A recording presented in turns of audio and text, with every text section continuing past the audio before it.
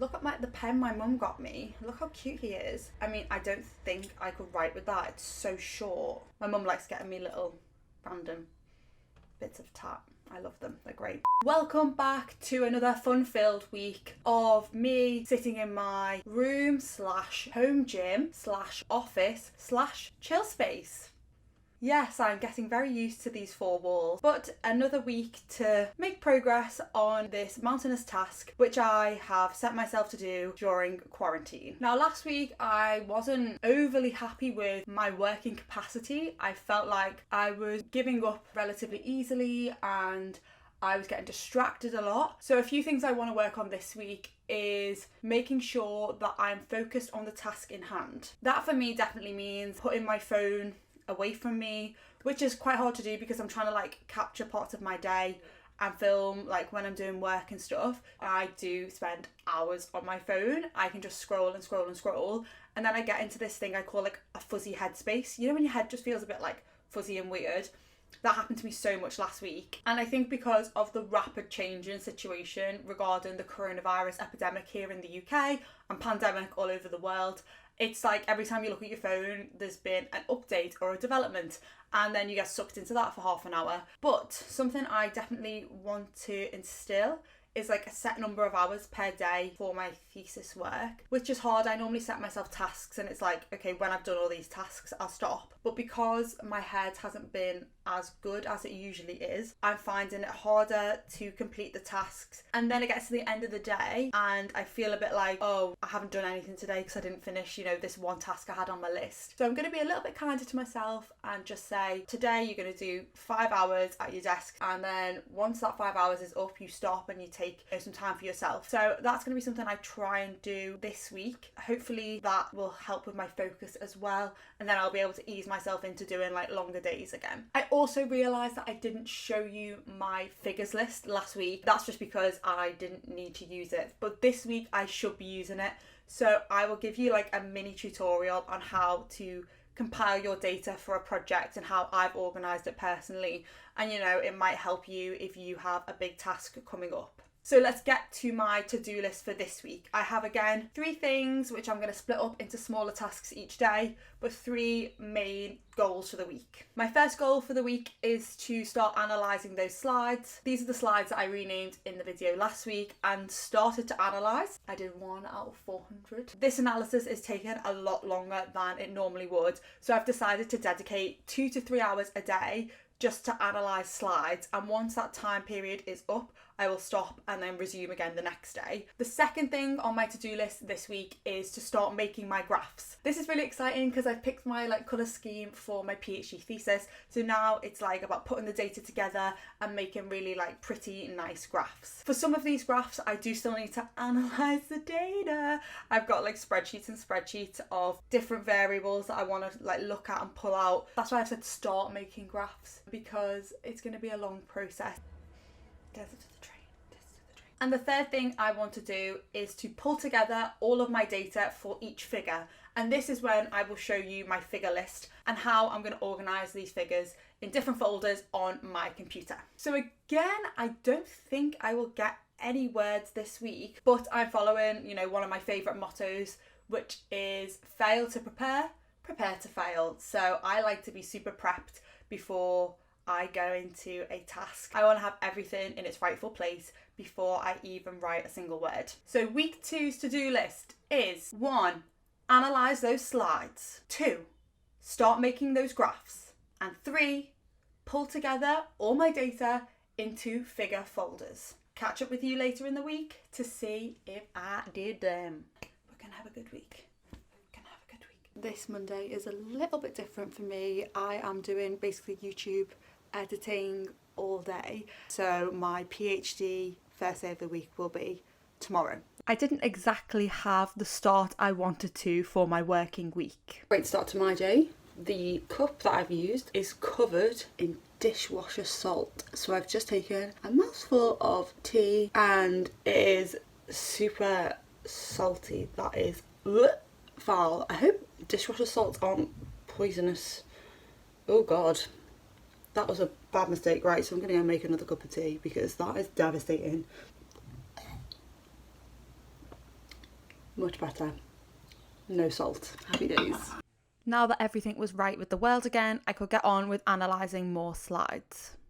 I've just drawn the regions on for like 25 slides, so I'm happy with that for that type of work for today.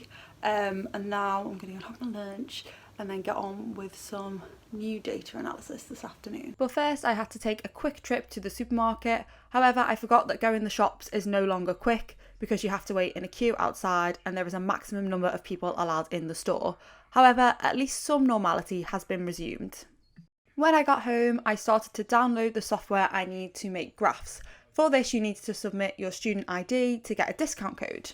ID picture sent, so we're just waiting to hear back from the company, get my code, and then, oh, that's not mine, is it? Oh my god, imagine. Let's see. Emails just come through. How weird is that? Like literally just started a video and then boom, email. So yeah, that's come through now and I will pay. Software successfully downloaded and I decided to finish for the day. Wednesday started with a run with my sister and then onto some more creative work.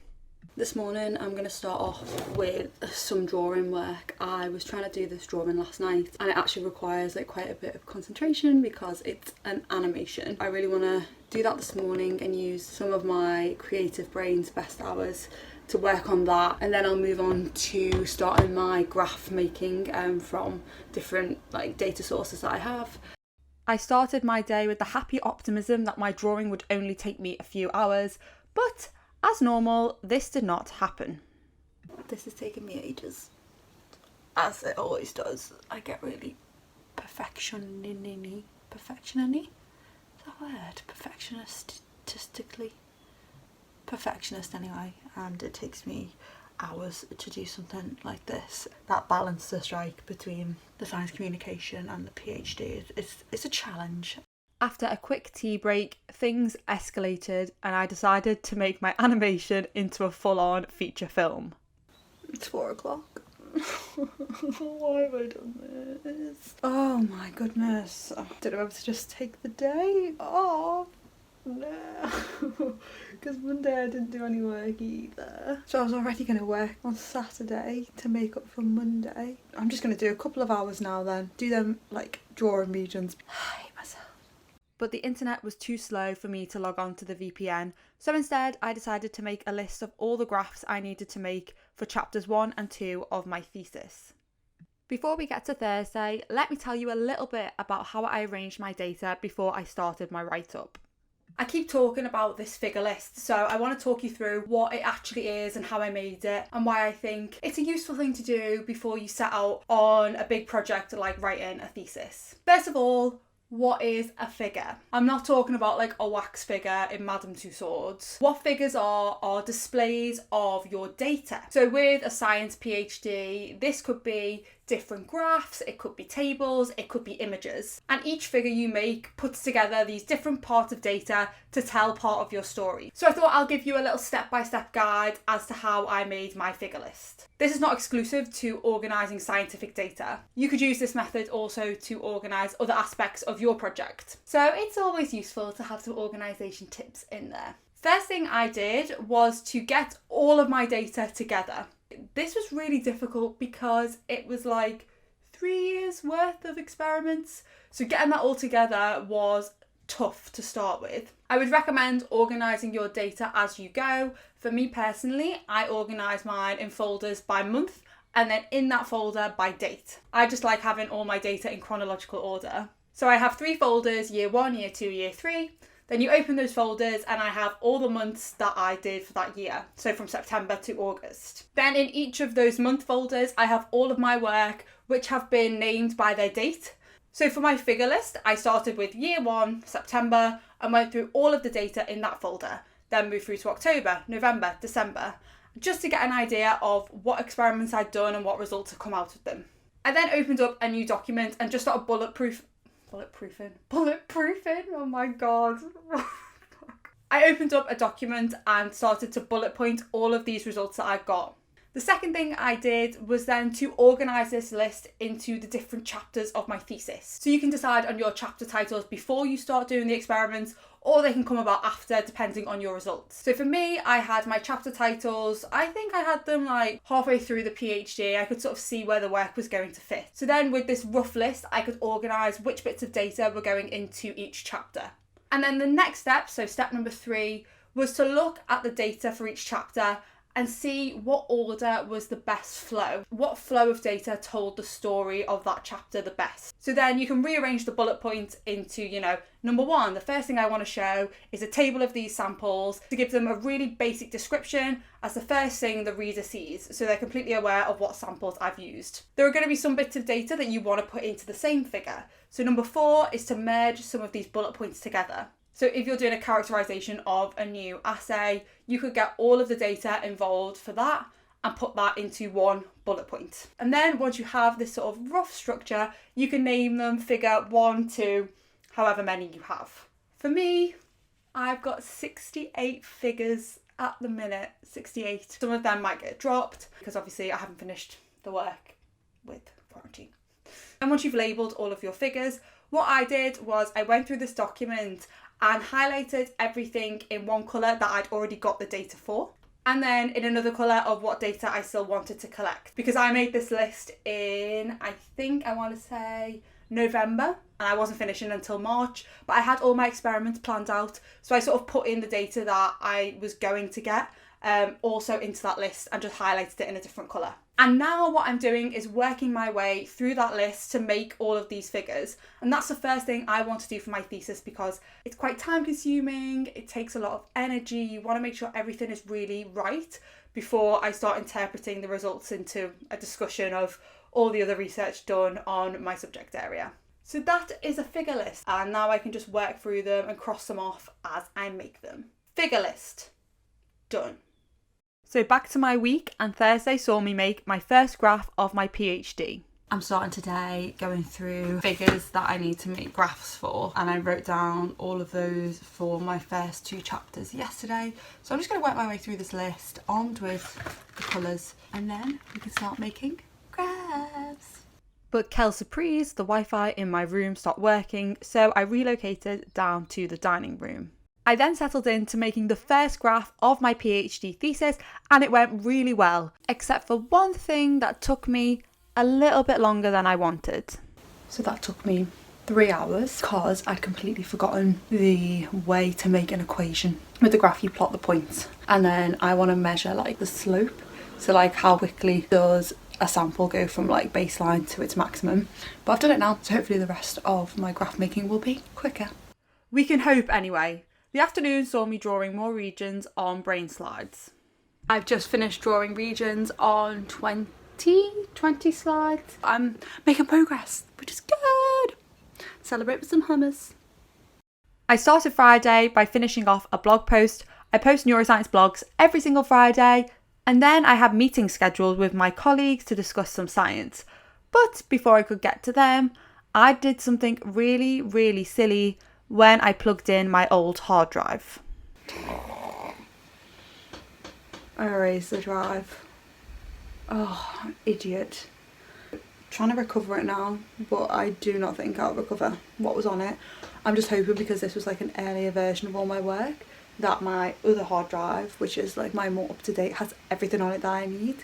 But I'm paranoid, like what if there was something on this drive that I now don't have anymore because I've deleted it.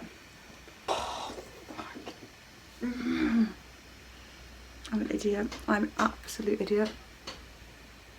As I anxiously waited, I decided to kill some time by drawing regions.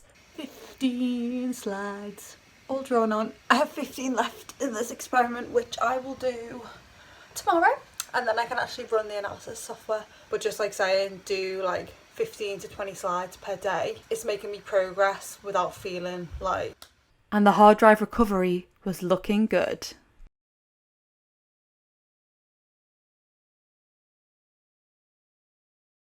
Yoga done, and we're still only at 64%, but we've recovered 142.7 gigs in 357 files. I think that's my data. I think it is. I think it's going to have to run all night though, so let's just hope when I wake up in the morning, all my files are there. And I can be like, oh! A relaxing bubble bath was definitely what I needed after that day. But sadly, Saturday morning did not bring good news. This is a bit of a nightmare. I was woken up at about 5 a.m. with my hard drive just like beeping really loud. You know when you're in the middle of your sleep and you're like, what is that noise? Anyway, came over to the computer and fixed it and that was fine. Waking up this morning, it scanned about 70% of the drive, but then it just kept saying like reconnect drive, reconnect drive. So I was like, right, well 200 gigs is better than nothing. Went to recover it. It then directed to a web page and it costs $79 to recover that data.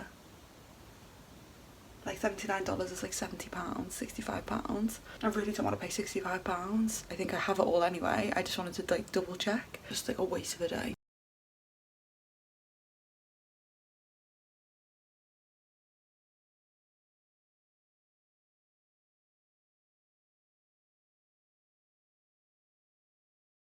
I think that's me done for the day. I think now that like everything's set up, I can get on a roll with that element of like making my figures, and I'm now gonna chill. The weather is beautiful outside, but we're all still under lockdown. So today in the UK, we had the biggest increase in deaths in a day. We had, I think, 708 people died in the past 24 hours. So we really, really need to be strict with ourselves and stay inside. It's a really hard, horrible situation. So I'm gonna just like watch some telly and take it easy tonight. That concludes week 2 of my thesis writing adventure. I think this week was good in terms of I am now making progress and I think I'm getting into the swing of like working from home, but also not good because I got distracted. Monday I said to myself I'm not doing any PhD work anyway, but then Wednesday I got completely sidetracked drawing cows. They turned out cute and everything, but I just think my perfectionism sometimes can just really, once it's channeled into something, I can't take it out of that thing. And that day it got channeled into drawing and animating and I couldn't stop doing it until I had it like exactly how I wanted it. And then I had the whole fiasco with my hard drive and deleting everything off my old hard drive. All my work is saved on the drives in the office, but obviously I can't access them now until who knows when. I'm just hoping that there isn't anything like really important that was on that one drive that wasn't on the other drive. I mean, the chance of that being the case is like 99.9% not likely to happen. Like, I think I have everything on the other drive, but you know, that just wasn't fun. But let's go through the to-do list and see how I got on. So the first thing on my to-do list was to analyse those slides, just do a few hours each day, just to start carving away at that data analysis. And I think I've done quite well. I've almost finished analysing samples from one experiment. So I think I'm really happy with the progress I've made on that. My second thing on the to-do list was to start making graphs. And I have started to make my graphs. Yes, I have only made 3 so far, but on the first day when I was making those graphs, it took me a while to like set up the software on my computer with my old files and then trying to find this statistical equation that I use to analyse all my samples. That took me like 3 hours. I feel like I can just get on with making the rest of the graphs, and I'm using like the colours from that pastel palette I showed you, and they're looking really nice. Starting to make graphs, I would say I have done that because I have started and like set up everything. And the third thing on my to-do list was to pull together all of the data for my figures. Haven't started that. Have not even started that. I've made my list here of the figures I need to make graphs for, but I haven't pulled together like all of my pictures and all of my blots and things like that. They're still all separated into the folders of the different years of my work and the different months. They're all still in chronological order, and what I need to do is take them out of their order and put them into folders for figure 1, figure 2, figure 3. That's going to be something I have to try and do next week instead. I just didn't get around to doing it with the whole debacle with the hard drive on Friday. That was Friday's task, but went out the window. Tea, coffee figures this week. In terms of coffee, I had 5 cups. Tea, I had 17 cups of tea. So I'm making up for it with tea instead, I think. And the hours I sat at my desk this week were 5.5 hours on average per day to do PhD work. Also, something I wanted to look at was my screen time on my phone. I don't think it's going to be very good. Oh my God, that is terrible. Terrible. So last week, my average screen time per day was 7 hours and 8 minutes. 7 hours on my phone. And then this week it was 7 hours 44 minutes. Oh my God. This week alone, social media, networking, whatever, was 22 hours 35 minutes. It's almost a day on social media. Right, the goal for next week is to bring that down to like 3 hours a day. That's like longer than I sleep. So the grand total of the PhD word count this week is 0. I think I'm going to be on no words for a good 2-3 weeks more. But yeah, thank you for watching along with my thesis writing journey this week. If you're enjoying it, subscribe to the channel. I'll be here for the foreseeable future, writing and complaining and deleting all my data because I am a mess. If you want to follow me on my social media pages too, the links are here. I'm on Instagram, I'm on Twitter, and I am on TikTok. Thank you for sticking with this video, just watching me in my lovely space complaining, and have a really nice week. Again, like I said in the last video, look after yourself. I've had moments this week where I've been extremely overwhelmed. Put your mental health first before anything else. If you have a day where you're not productive, swerve, doesn't matter, you come first. I will catch you next week. Adios amigos.